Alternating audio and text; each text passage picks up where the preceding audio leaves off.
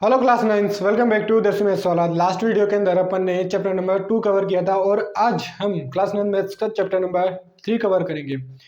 Chapter का नाम है निर्देशांक ज्यामिति, जो कि बहुत ही आसान चैप्टर। निर्देशांक ज्यामिति का मतलब होता है ग्राफ में कुछ आपको डायग्राम बनाना होता है, जो कि आपने क्लास 8 के अंदर भी सीखा होगा।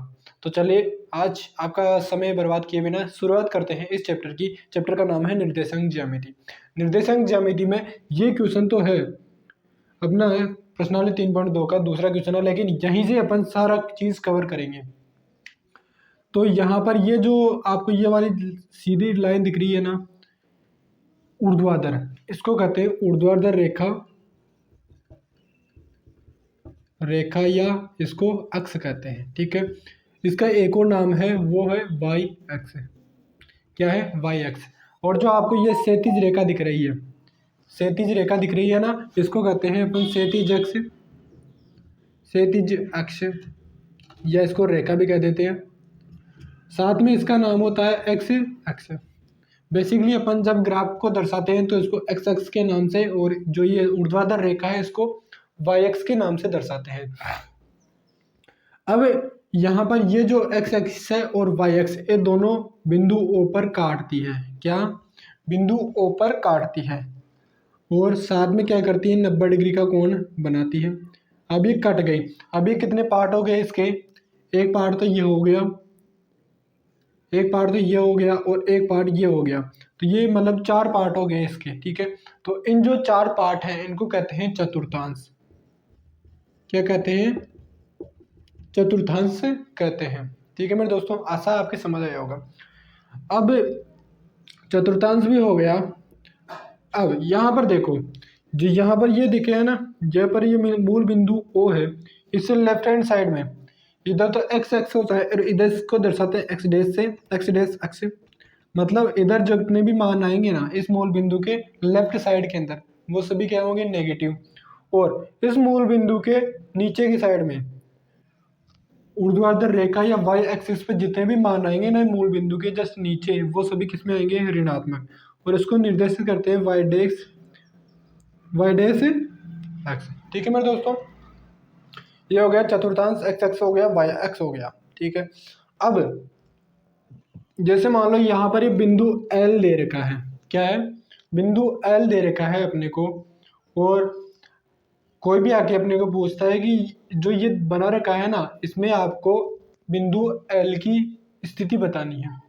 तो स्थिति में यहाँ पर क्या कहते हैं? जैसे अपने को इस बिंदु एल की स्थिति बतानी है तो ये बोलते हैं, इसकी भाषा में एल के निर्देशांक बताओ। क्या? निर्देशांक। निर्देशांक क्या होते हैं? पहले तो क्या होता है? एक्स एक्सिस पे बिंदु कहाँ पर है। निर्देशांक में एक्स एक्स पर बिंदु की स्थिति, और इसके साथ में कि वाई एक्स पर कहाँ पर है, वाई एक्स के सापेक्ष बिंदु की स्थिति, बिंदु की स्थिति। ठीक है मेरे दोस्तों, ये हो गया बिंदु की स्थिति। अब यहाँ पर एक्स एक्स की देखें अगर पहले, तो यहाँ पर मूल बिंदु है, मतलब एल के निर्देशांक क्या हो जाएंगे? पहला एक्स एक्सिस पर क्या है? 0। अब क्या देखते हैं? वाई एक्स के सापेक्ष, तो वाई के अक्ष के पे कहाँ पे ही है? 5 नंबर पे है, तो 0 5। तो यहाँ पर ये एल की स्थिति हो गई 0 5, और एल के निर्देशांक क्या हो गए? 0 5। ठीक है, अब अपने को एग्जामिनर पूछ ले कि एल की कोटि क्या है और एल का भुज क्या है। तो भुज, अब यदि अपने को इसका भुज पूछ ले तो भुज बराबर होता है बिंदु की वाई अक्ष से दूरी, बिंदु की वाई अक्ष से दूरी। अब वाई अक्ष से इस एल की दूरी देखें तो यहाँ पर तो क्या आ रही है? 0। वाई एक्स की दूरी, इसे कहते हैं एक्स निर्देशांक। क्या कहते हैं? एक्स एक्स निर्देशांक। मतलब आसान भाषा में अगर अपन समझे तो यहाँ पर जो एक्स एक्स है इस पर जितने भी मान होंगे ना, एक्स एक्स पर जितने भी मान होंगे वो इस बिंदु के लिए मानो अगर, तो सारे तो नहीं होंगे, सिर्फ एक मान होगा। यहाँ चाहे यहाँ पर कोई बिंदु ले लो आप, तो अब इस बिंदु के लिए जितने भी एक्स एक्स पर जितने भी मान है उनमें से ये कहाँ पर है। जैसे मान लो ये 3 पर है, तो ये 3 है ना इस बिंदु का, जैसे मान लो ये क्या है P है, तो इस बिंदु P का क्या है 3 भुज है, क्या है भुज है। और इसी प्रकार कोटि होता है, क्या होता है कोटि। कोटि तो ये जितने भी मान होंगे ना वाई एक्सिस पे, ये वाई एक्सिस है, ये वाई एक्स है, जितने भी इस पर मान हैं वो सब क्या है अलग अलग बिंदुओं के कोटि है, क्या है अलग अलग बिंदुओं की कोटि है। तो बिंदु की एक्स एक्स से दूरी, या इसी को कहते हैं वाई एक्स निर्देशांक,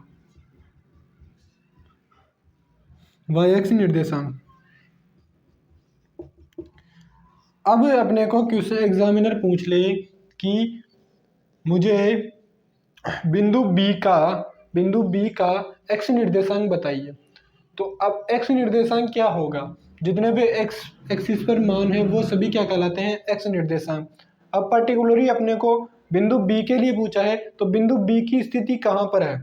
तो अब बिंदु बी की स्थिति अगर अपन देखें तो यहाँ पर बी के जस्ट नीचे देखो, यहाँ से अपन एक लाइन ड्रॉ करते हैं तो ये कहाँ पर आ रही है -5 पर। तो बिंदु बी का यदि अपने को एक्स निर्देशांक पूछते हैं तो हम क्या बताएंगे कि बिंदु बी का एक्स निर्देशांक क्या है। बी बिंदु का एक्स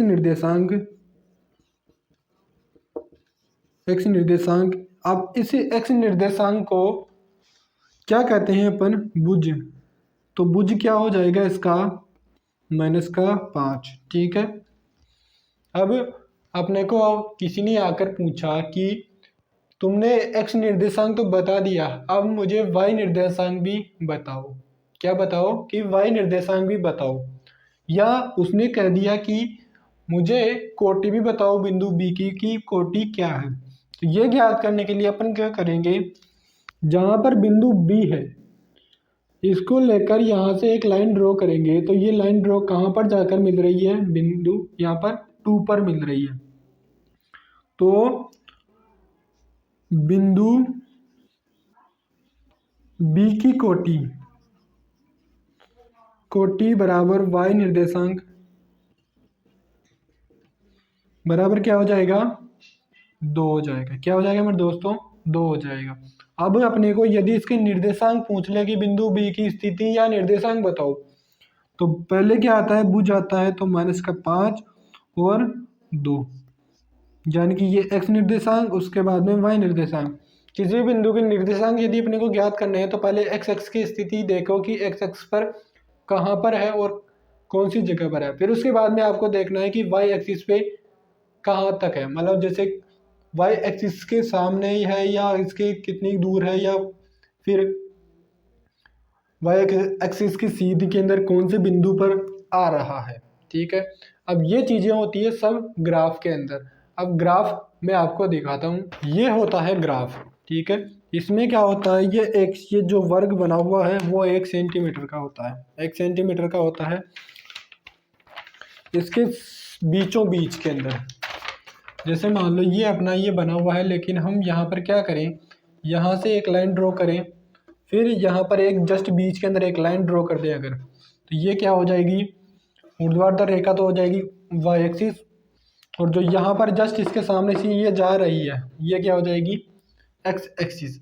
अब यहाँ पर जैसे मान लो कोई बिंदु है और अपने को इसकी स्थिति और निर्देशांक ज्ञात करने हैं, तो यहाँ पर 1 2 3 कर दिया और यहाँ पर है बिंदु मान लो, तो यहाँ पर इसकी क्या बताएंगे अपन भी कि भाई 3 पर है और वाई पे जैसे मान लो 5 पे है, तो उसके निर्देशांक क्या हो जाएंगे 3 5।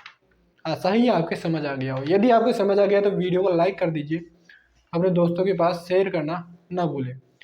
चलिए अब हमने ये चीज़ तो देख ली। अब अभी इनके क्वेश्चंस किस प्रकार आते हैं, तो चलिए अब इसके क्वेश्चंस भी सोल्व करते हैं। तो यहाँ पर अपन प्रश्नावली 3.1 का पहला क्वेश्चन लेते हैं। यहाँ पर अपने को क्या करना है, जहाँ पर आप पढ़ाई करते हो वहाँ पर एक लैंप या बल्ब जिससे आप रात के अंदर जैसे मान लो लाइट चली गई तो आप उसकी मदद से पढ़ते हो, तो उस लैंप की स्थिति को किस प्रकार दर्शाना है। तो आपको क्या करना है, जैसे मान लो ये बिंदु P ही वो क्या है, लैंप है। बिंदु P ही क्या है, लैंप है। तो अब अपने को इसकी स्थिति को दर्शाना है, तो किस प्रकार दर्शाएंगे अपन। टेबल मान लो ये कोई समतल है, जैसे मान लो ये पूरा बोर्ड समतल है तो इसको क्या कहते हैं, कार्तीय खंड भी कहते हैं, ये आप ध्यान रखना। अब यहाँ पर ये लैंप है तो इसकी स्थिति किस प्रकार दर्शाएंगे अपन, ये लाइनें ड्रॉ की, इस प्रकार नंबरिंग की अपन ने। बेसिकली अपनी टेबल होती है जो सेंटीमीटर के अंदर मापते हैं, तो जैसे मान लो 1 सेंटीमीटर, 2 सेंटीमीटर, 3 सेंटीमीटर पर है, और यहाँ पर 5 सेंटीमीटर या 10 सेंटीमीटर पर है, ये मान लो ये 5 सेंटीमीटर है मान लो, और ये क्या है 3 सेंटीमीटर। अब ये बिंदु P कहाँ पर है, 3 सेंटीमीटर और 5 सेंटीमीटर पर है। पहली स्थिति तो यह हो गई। अब इसमें एक स्थिति और बनेगी, क्योंकि क्वेश्चन में ये नहीं दे रखा अपने को कि आप टेबल को इस प्रकार ही मानो कि जो अपन ने ये खड़ी लाइन खींची है ना, इसको आप वाई एक्स ही मानो और इसको एक्स एक्स ही मानो। ये क्वेश्चन ने नहीं कहा है, और एग्जामिनर आकर अपने को कह दे कि जो आपने किया है वो गलत है, तो ये गलत नहीं हो, इसके लिए अपन क्या करेंगे, एक बार इसको यदि एक्स एक्सिस अपने मान लिया और इसको वाई एक्सिस मान लिया, तो अपन दूसरी बार में इसको एक्स एक्स मानेंगे और इसको वाई एक्सिस मानेंगे, कोई फर्क नहीं पड़ेगा क्योंकि सेम। लेकिन इसके मान जो उल्टे हो जाएंगे तो इनके मान क्या हो जाएंगे, 5 3 हो जाएंगे। क्या हो जाएंगे मेरे दोस्तों, 5 3 हो जाएंगे। तो ये थी पहले क्वेश्चन का सॉल्यूशन की स्थिति को किस प्रकार दर्शाना है। ठीक है, अब अपने पास में है इसका क्वेश्चन नंबर 2, चलिए उसको देखते हैं वो क्या है। अब अपने पास में 3.1 का दूसरा क्वेश्चन है, सड़क योजना। एक नगर में 2 मुख्य सड़कें हैं जो नगर के केंद्र पर मिलती हैं। 2 मुख्य सड़कें हैं, सड़कें मान लो आप ये वाली, एक तो ये वाली सड़क हो गई और एक ये वाली सड़क हो गई, ये मुख्य सड़कें हो गई जो केंद्र पर मिलती है, वो यहाँ पर मिल गई जो कि अपन ने मूल बिंदु से दर्शा दिया। ठीक है, अब आगे क्वेश्चन कह रहा है उत्तर से दक्षिण, ऊपर उत्तर नीचे दक्षिण की ओर जाती है और एक पूर्व से पश्चिम की ओर जाती है। ठीक है, नगर की अन्य सभी सड़कें इन मुख्य सड़कों के समांतर, ये दोनों सड़कें हैं ना, इनके समांतर 200 मीटर की दूरी पर है। इनके समांतर क्या है, 200 मीटर की दूरी पर। जैसे मान लो, मैं इसको रफ नहीं करना चाहता क्योंकि अभी इसका एक क्वेश्चन करेंगे अपन। तो ये हो गई north south west east west. ठीक है, तो ये हो जाएगा। तो यहाँ पर ये मान लो ये सड़कें हैं, तो अब इनके समांतर 200 मीटर के गैप के अंदर है 5 सड़कें हैं लगभग, 1 2 3 4 हो गई और ये 5। और ठीक इसी क्वेश्चन के अंदर आगे कह रहा है कि 1 सेंटीमीटर दूर से प्रत्येक दिशा में लगभग 5 सड़कें हैं, यानी ऊपर से नीचे ये फर्स्ट सेकंड थर्ड फोर्थ और ये फिफ्थ। ठीक है, ठीक इसी प्रकार फर्स्ट सेकंड थर्ड फोर्थ और ये फिफ्थ, इसी प्रकार इधर भी है फर्स्ट सेकंड थर्ड फोर्थ और ये फिफ्थ। ठीक है, आगे क्वेश्चन कह रहा है कि 1 सेंटीमीटर पर 200 मीटर का पैमाना लेकर अपनी नोटबुक में नगर का एक मॉडल बनाइए। तो हमने ये मॉडल बना दिया। अब यदि आप इसको ग्राफ के अंदर बनाओगे या कॉपी के अंदर बनाओगे तो आराम से अच्छा बनेगा। ठीक है, हम अच्छे प्रकार से चित्र नहीं बना पाते हैं। ठीक है, तो आप अच्छी प्रकार से बना। आगे कह रहा है कि आपके मॉडल में एक दूसरे को काटते हुए अनेक क्रॉस स्ट्रीट चौराहे हो सकते हैं, मतलब सड़कें एक दूसरे को काट रही है तो अनेक चौराहे हो सकते हैं, अवश्य होंगे, बिल्कुल है इसके अंदर। एक विशेष क्रॉस स्ट्रीट को 2 सड़कों से बनी है, 2 सड़कों से, मतलब क्रॉस किससे बना है, 2 सड़कों से बना है। तो यहाँ पर ये देखो, ये 2 सड़कें मिल रही है, यहाँ पर मिली है दोनों सड़कें, तो यहाँ पर क्या बन गया, क्रॉस बन गया और 4 रास्ते हो गए। आशा आपके समझ आया होगा। जिनमें से एक उत्तर से दक्षिण दिशा में जाती है और दूसरी पूर्व से पश्चिम दिशा में जाती है। पहली उत्तर से दक्षिण जा रही है, दूसरी पूर्व से पश्चिम जा रही है। प्रत्येक क्रॉस स्ट्रीट का निर्देशन इस प्रकार किया जाता है, यदि सड़क उत्तर से दक्षिण में जाती है, सड़क यदि उत्तर से दक्षिण में जा रही है, उत्तर से दक्षिण में जा रही है और पांच जगह उत्तर, दूसरी सड़क उत्तर से दक्षिण में जा रही है, दूसरी सड़क ये माना ये वाली सड़क उत्तर से दक्षिण में जा रही है और पांचवी सड़क पूर्व से पश्चिम की ओर जा रही है, पांचवी सड़क पूर्व से पश्चिम, तो ये हो गई पांचवी सड़क। तो यहाँ पर जो ये क्रॉस हुआ ना, इसको किस प्रकार दर्शाया गया है, इसको दर्शाया गया है किस प्रकार, 2 5 से, 2 5 से दर्शाया गया। अब ये क्वेश्चन आगे पूछ रहा है अपने को कि इसी परंपरा से यह ज्ञात कीजिए कि कितनी क्रॉस स्ट्रीटों को 4 3 माना जा सकता है, मतलब 4 3 कौन कौन सी सड़कों को माना जा सकता है। इसका कहने का मतलब है कि चौथी सड़क जो कहाँ से जा रही है, उत्तर से दक्षिण की ओर जा रही है, और तीसरी सड़क जो कि पूर्व से पश्चिम जा रही है। तो इसका ये जो क्रॉस बना ये हो गया 4 3। अब ये पूछ रहा है कि यह एक से अधिक हो सकता है या नहीं हो सकता है। तो अब हम यहाँ पर ध्यान से देखें तो सिर्फ ये एक चीज हो सकती है 4 और 3, क्योंकि क्वेश्चन के हिसाब से अपने को लेना है कि पहली सड़क लेना है अपने को जो कहाँ से जा रही है, उत्तर से दक्षिण की ओर जा रही है, और दूसरी सड़क लेना है अपने को जो पूर्व से पश्चिम की ओर जा रही है। तो इस स्थिति में सिर्फ केवल एक सड़क आई अपने पास में 4 और 3 की, तो पहले कथन में सिर्फ 1 आएगा आंसर। कितने क्रॉस स्ट्रीट है 4 3 माना जा सकता है, केवल 1। ठीक इसी प्रकार कितनी क्रॉस स्ट्रीटों को 3 4 माना जा सकता है, 3 4 कितने को माना जा सकता है। कहने का मतलब है इसका कि उत्तर से दक्षिण की ओर जाने वाली तीसरी सड़क और पूर्व से पश्चिम की ओर जाने वाली चौथी सड़क, तो ये हो गई, ये तो यहाँ पर ये हो जाएगा 3 4। अब ये सड़क भी अपन कितनी मान सकते हैं, सिर्फ केवल एक ही मान सकते हैं, क्योंकि क्वेश्चन में कहा गया है कि आपको लेना है सिर्फ उत्तर से दक्षिण की ओर जाने वाली पहली सड़क, तो ये लेना है, दूसरी लेना है आपको पूर्व से पश्चिम की ओर जाने वाली। तो आशा ही आपके समझ आया होगा। यदि आपके समझ आ गया तो वीडियो को लाइक कर दीजिए, और आप इसका स्क्रीनशॉट लेना चाहो तो ले सकते हो। वैसे भी आपको ये आंसर शीट के अंदर मिल जाएगा, ऐसा का ऐसा। अब करते हैं अपन प्रश्नावली 3.2 के सारे क्वेश्चन सॉल्व।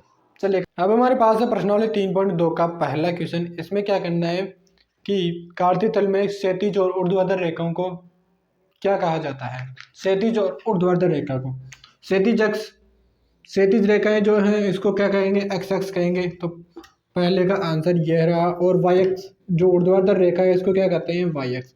तो पहले का पहला तो ये रहा आंसर। इसका दूसरा क्या रहता है, इन दोनों रेखाओं पर से बने तल के प्रत्येक भाग को क्या कहते हैं।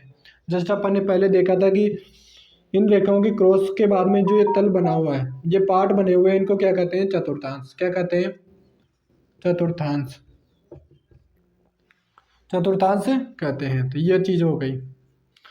अब इसका तीसरा है, उस बिंदु का नाम बताइए जहां ये रेखाएं प्रतिच्छेद करती है। ये दोनों रेखाएं कहां पर प्रतिच्छेद कर रही है, बिंदु ओ पर, जो कि क्या है, मूल बिंदु। तो तीसरे का आंसर हो गया मूल बिंदु। अब क्वेश्चन नंबर 2 है इसका, आकृति में देखकर निम्नलिखित को लिखिए। बी के निर्देशांक, बिंदु बी के निर्देशांक देखने हैं। तो पहले अपन एक्स एक्स पर देखेंगे, एक्स एक्स पर कहाँ पर आ रहा है, तो कहाँ पर आ रहा है, 5 पे आ रहा है। इसको इस प्रकार मिला दिया। तो बिंदु बी के निर्देशांक क्या आ रहे हैं, एक्स एक्सिस पे देखेंगे पहले तो कहाँ पर है, -5 पे, तो -5। और अब देखो वाई एक्सिस पे कहाँ पर कौन सी सीध में जा रहा है, तो 2 की सीध में जा रहा है। तो ये हो जाएगा इसके निर्देशांक -5। सी के निर्देशांक, बिंदु सी के निर्देशांक, सी कहाँ पर है, ये रहा। अब एक्स एक्सिस पे देखो आप, पहले ये है एक्स एक्सिस, इस पे देखो आप कौन से पे है, बिंदु 5 पर। तो ये 5 मतलब 5 पे है, तो 5। अब सी पे देखो, सी वाई एक्सिस पे देखो कहाँ पर है, -5 की स्थिति में आ रहा है, तो -5। ये हो गए बिंदु सी के निर्देशांक। ऐसा आपके समझ आया हो। यदि आपको डाउट रह जाता तो आप कमेंट बॉक्स में कमेंट कर सकते हैं। अब निर्देशांक -3 और -5 द्वारा पहचाना गया बिंदु, -3 और -5 पहचाना गया। -3 कहाँ पे, ये रहा -3, और -5 ये रहा। मतलब ये जो एक्स एक्सिस पे -3 रेखा वो कहाँ पर आ रहा है, ई बिंदु पर आ रहा है। ई बिंदु एक्स एक्सिस पे -3 की स्थिति पर है और वाई एक्सिस पे -5 की पे। तो इसका आंसर हो जाएगा ई, -3 और -5। ठीक है। निर्देशांक 2 -4 द्वारा पहचाना गया बिंदु, मतलब एक्स एक्सिस पे 2 पर है और वाई एक्सिस पे -4। तो ये देखो अब ये जी बिंदु, जी ये रहा 2, तो यहाँ पर इसकी सीध में ये कौन सा है, जी है, तो ये हो रहा है 2 -4। इसका आंसर हो गया जी। ठीक है। अब है पांचवा, डी का भुज बताइए। बिंदु डी का भुज बताइए। डी कहाँ पर है, ये रहा डी यहाँ पर है। अब इसका भुज बताना है।